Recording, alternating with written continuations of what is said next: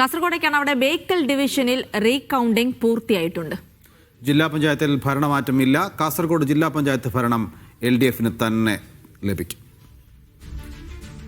ഷഫീഖ് നസ്രുള്ള വിവരങ്ങൾ നൽകാനുണ്ട്. ഷഫീഖ്, റീകൗണ്ടിങ്ങിൽ ഒന്നും സംഭവിച്ചില്ലേ? ഒരു വോട്ട് പോലും അങ്ങോട്ടോ ഇങ്ങോട്ടോ മാറിയില്ലേ?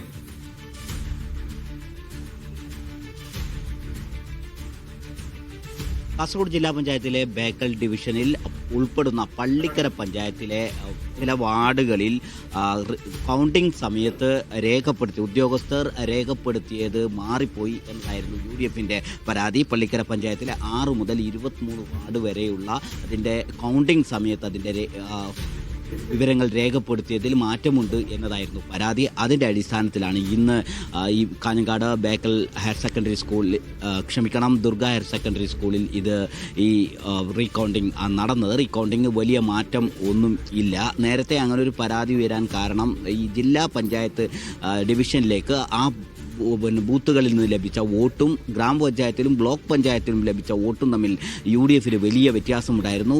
ഗ്രാമപഞ്ചായത്തിൽ വലിയ വോട്ട് ലഭിച്ചപ്പോൾ അവിടെ 4-5 വോട്ടും മാത്രമാണ് ജില്ലാ പഞ്ചായത്ത് ഡിവിഷനിലേക്ക് ലഭിച്ചിരുന്നത്. ഇതാണ് ഇങ്ങനെ ഒരു എഴുതിയപ്പോൾ മാറ്റം സംഭവിച്ചിരിക്കാം എന്നൊരു സംശയത്തിന് കാരണം എന്ന് UDF നേതാക്കൾ പറയുന്നുണ്ട്. അതിൻ്റെ അടിസ്ഥാനത്തിലാണ് റീകൗണ്ടിംഗ് ആവശ്യപ്പെട്ടത്. റീകൗണ്ടിംഗ് ഈ പറഞ്ഞ പഞ്ചായത്തിലെ 6 മുതൽ 23 വരെയുള്ള വാർഡുകൾ പരിശോധിച്ചപ്പോൾ ഒരു മാറ്റവും ഇല്ല.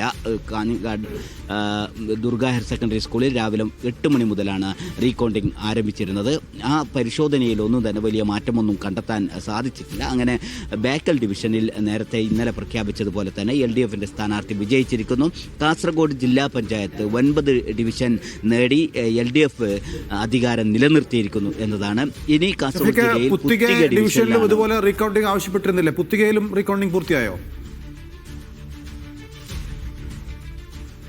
പുത്തികയിൽ റീകൗണ്ടിംഗ് ആരംഭിക്കുന്നതിന് വൈകിയിട്ടുണ്ട്. ഇവിടെ ആരംഭിച്ചതിനേക്കാൾ 1 മണിക്കൂർ വൈകിയാണ് അവിടെ റീകൗണ്ടിംഗ് ആരംഭിച്ചത്. ഇനി 1 മണിക്കൂറോളം കഴിഞ്ഞ് പുത്തികയുടെ റീകൗണ്ടിംഗ് പൂർത്തിയാവുകയുള്ളൂ. പുത്തികയിൽ BJP ആണ് ഇത്തരത്തിൽ വാർഡുകളിൽ രേഖപ്പെടുത്തിയ വോട്ട് അത് കടലാസിലേക്ക് മാറ്റി എഴുതുമ്പോൾ മാറ്റം സംഭവിച്ചിട്ടുണ്ട് എന്ന പരാതി നൽകുകയും റീകൗണ്ടിംഗ് ആവശ്യപ്പെടുകയും ചെയ്തത്.